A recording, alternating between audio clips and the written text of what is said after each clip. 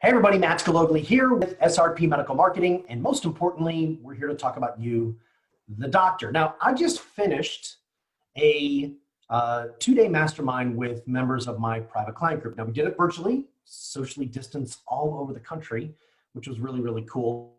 But there was an interesting topic that came up, and I want to share that with you, and I want to walk you through that today in today's video. Now, the topic that comes up routinely is, how much money should I spend on my marketing? Well, the answer to that question is, it depends. And what I'm going to do is I'm going to walk you through actually a very simplistic mathematical formula that we use to determine how much we're going to spend when we go to a market. Now, a little bit of background on this before we go into this. So marketing, really, quite frankly, is all about math. Marketing is very, very straightforward because it's actually a very mathematical equation. It's not as ethereal as you think it is.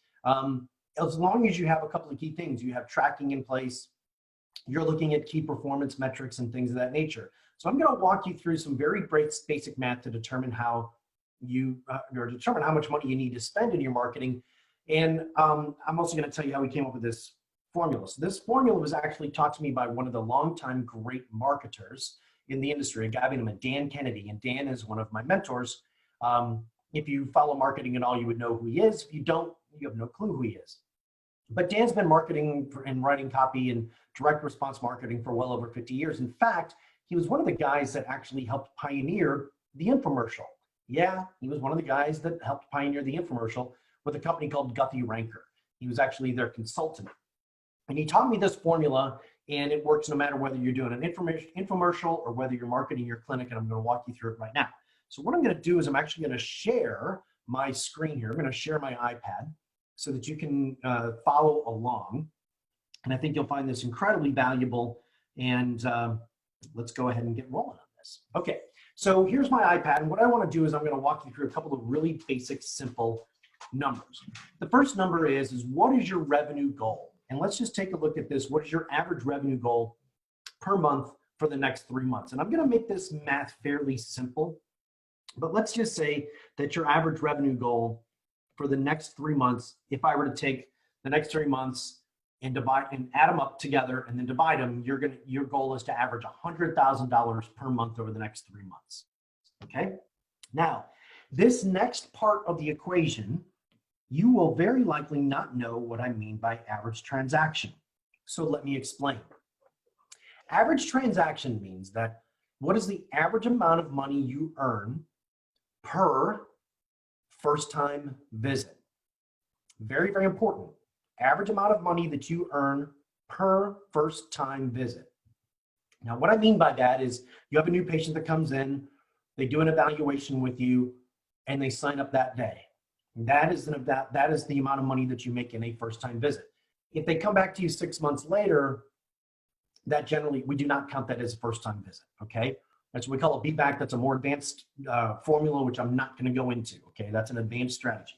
So we're going to keep this really, really simple. They come in, and they come see you, and they make a decision that day. If your average transaction value, let's just work on this to make it very, very simple. Let's just say that it's $2,000.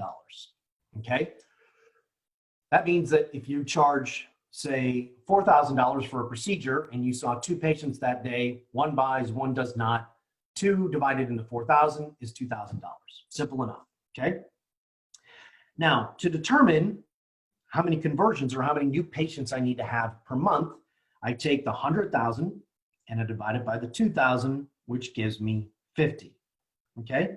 So that means in the next month, over the next 3 months, I need to average 50 conversions per month at $2,000. Now, clearly, if I can take this average transaction value and I can drive it up, say drive it up to $5,000, I'm not going to need as many. I'm going to need probably 20, okay? So I use 2,000 as a benchmark. Quite frankly, most of my doctors are averaging 3,000 to 3,500, if not higher, per first-time transaction, okay? The average transaction value of the first visit. Now, that's just part of the equation, okay? That number right there is probably blowing your mind a little bit, which is fine. Now I'm really gonna blow your mind. Now, how do we know how much money to spend on our marketing? It's really simple, but just follow along. we want to know a number that is based, that was what we call the cost to acquire. Okay, now what is that?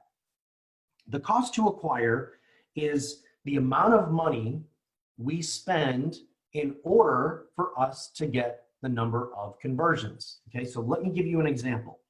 So I'm not going to give you a dollar amount. Everybody goes, well, how much should I expect to spend on my marketing?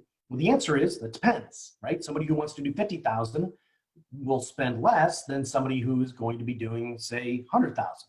Makes sense. I mean, you're not going to be able to do $100,000 in new revenue by spending $500 in advertising. It's just in marketing. It's just not going to work. Okay. So we're going to talk about cost to acquire here. Okay. Now, so let's just say the average dollar amount that it costs to acquire a new patient, meaning if I look at my marketing spend and I divide that and I look at how much does it cost for me to acquire each patient, the average cost to acquire in anti-aging, regenerative, and all of these places, it fluctuates a little bit, but it's anywhere between $250 to $400. So to make this math easy, let's just say my cost to acquire is $300. Now, I'm almost there to determine how much money I need to spend in marketing, okay? Now, to determine how much money I need to spend in marketing, I take my conversions and I multiply it by my CTA, which equals my marketing spend, okay? So I'm going to take this and I'm going to multiply it by this to get my marketing spend. So the amount that I need to invest for the month is $15,000. Now, right now, you probably just choked on your coffee, okay? But there is a basic concept in marketing, and that is the math always wins. If you are stuck at $25,000 or $35,000 and you're not growing at all, it's probably because you're not investing the right amount of money in the right places in your marketing. Now, in my next video that'll be available here in the next day, I'm going to talk to you about trust. Okay, so one of the big challenges that happens for a doctor and medical practice owners is they've been burned. I don't know if that's probably ever happened to you. It probably has. It's probably the reason then why you're watching these videos. But most doctors have been burned. They've been burned by other marketing companies who really, frankly, didn't know what they were doing. And on top of it, you're probably burned by some of the systems that you had in place in order to nurture and develop those prospects into patients. So in my next video, I'm going to talk to you about how do you find the right agency or the right marketing firm to handle this investment. Should you move it in-house? Should you do it yourself? I don't recommend that. Should you use an agency or a firm or something like that? And then where do you spend the money? So I want you to think about this. This number, and I'm just going to leave you with this. This number was the holy crud number that my doctors, they all looked at me like, oh my gosh, I am woefully under investing in my marketing. I'm going to leave you with this last thought. Think of your marketing spend as like investing for your retirement. The more you invest into your retirement, the more money you're going to have at retirement. The more money you invest into your marketing, and just like investing in your retirement, you have to invest that wisely, right? Your marketing spend is an investment. You have to invest it wisely. And in the next video, I'll show you how to invest it the right way and some of the common mistakes that people make. All right, so that's it for today. Hope you enjoyed the video. Post a comment below, give me a thumbs up or something. Let me know that you're watching. Have a great day, everybody. I will talk to you soon.